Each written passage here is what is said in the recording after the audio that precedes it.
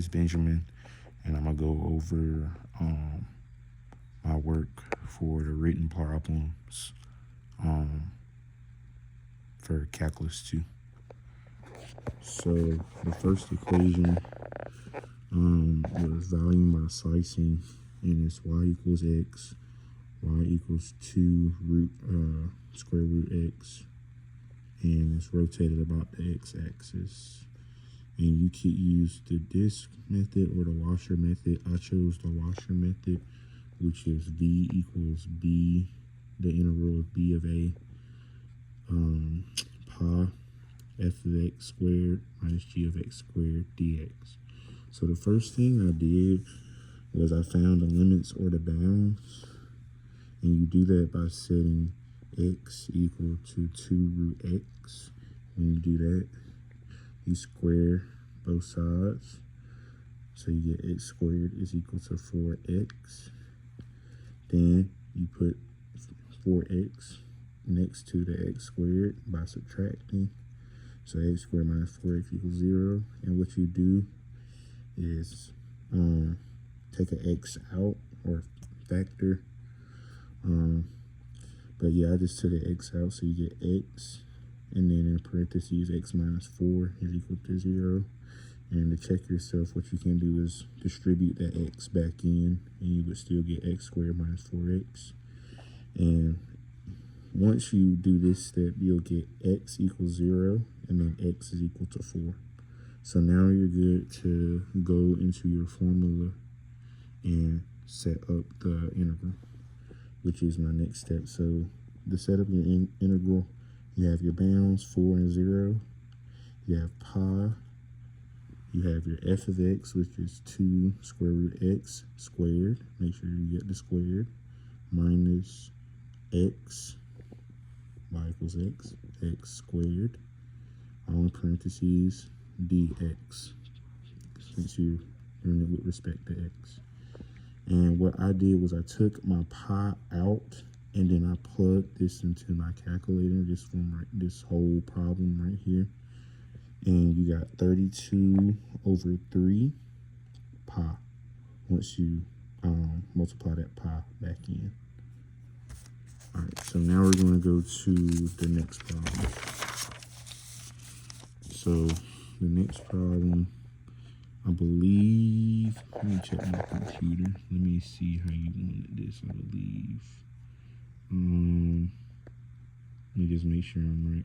Yeah, this is volume by shelves. Just making sure I was right. But yeah, this is volume by shelves. And the problem was y equals root x, y equals 2 minus x, y equals 0, and it's about the x-axis. So what I did, because the method I did before this, I can show you, I tried to do it with respect to x, and I got completely confused. But this is the formula for volume by shelves. Is v equals d, the integral d of c, 2 pi y, p of y minus q of y dy. And yeah, I don't know why I tried to do it with respect to x. I was struggling. So anyways, what I ended up doing is putting everything in respect to y. So first thing I did, y equals the square root of x. What I did was square both of these. So it's y squared is equal to the square root of x squared, and I got x is equal to y squared. And then I also did y equals 2 minus x and changed it to x equals 2 minus y. And so once you do this step, you can get your bounds. So to get your bounds, you do 2 minus y is equal to y squared.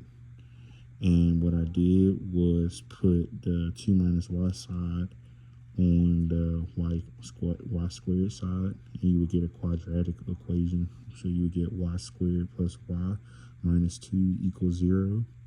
And what you can do from that is, what is this called? It's not factoring. It's something else. Well, it obviously uses factoring, but anyways, you can factor this, and you get the factors will be y plus 2, y minus 1 equals 0. And that will give you y equals negative 2 and y equals 1. And in the problem, you already see we got one of the bounds, which is y equals 0. And this is about the x-axis. And since -2 is below the x-axis, you'll be using y equals 1. So now you're good enough to set up your integral, which would be the integral of 1 to 0, 2 pi y, 2 minus y squared. And so once you do that, you can take that 2 pi outside and then distribute that y into the equation within the parentheses. So you would get 2y minus y squared minus y3, y to the third or whatever, dy. And once you do that, you're good to, do your integral by hand. I could have threw this in the calculator, but I just did it by hand. So, because it was a lot simpler to me. This is very easy integral. So 2y will just be y squared. Y squared would be, you would drop the y, you would raise the y to 3, and then there's an invisible 1 right here, and you would divide that by what you raised the, what is this, exponent by? Anyways, I know what I'm doing, but you would get -1/3 y to the third, and then you do the same thing you did here, raise that to y to the fourth, imaginary 1, drop that 4 down, -1/4 y to the fourth, and then you gotta remember you gotta put your bounds back in. So the bounds for 1 and 0. Anything with dealing with 0 most of the time, multiplying with 0 is gonna be a big 0. So I didn't even bother writing that all the way out. But what I did was I just put the 1 in here for the y's, and just have that 2 pi hanging out to the side, and it'd be 1 squared minus 1/3 cubed minus 1/4. I don't even remember what the fourth one was called, but anyways, everything, you know what I'm saying, minus 0, because once you plug in that 0 to this problem, you get 0.